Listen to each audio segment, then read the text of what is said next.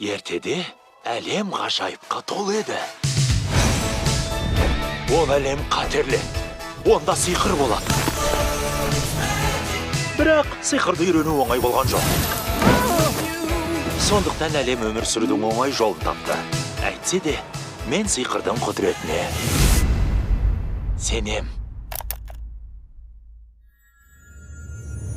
Жақындарымыздың естеліктері ұмытылмайды. Әкелерің мынаны екеуіңде 16-дан асқанда берсін деген. Бұл сиқыршының заты ғой. Әкем сиқыршы ма? Не? Оларды қайта көру үшін не істер едіңіз? Құлындарым Йен мен Барли. Мені бір күнге кері қайтаратын дұғаны табу үшін сендерді сапарға жіберемін. Ұлдарымның азамат болғанын көру үшін.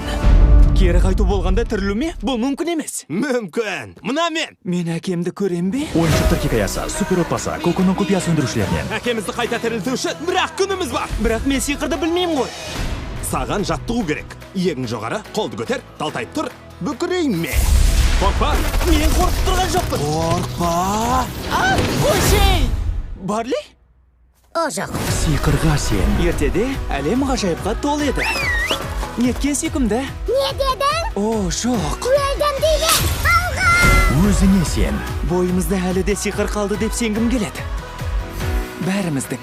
Бізге керегі сен жүріп өте алатындай сиқырлы көпір жасайтын дұға. Көпірдің бар екеніне сенсең, ол ғайыптан пайда болады. Сен өте аласың.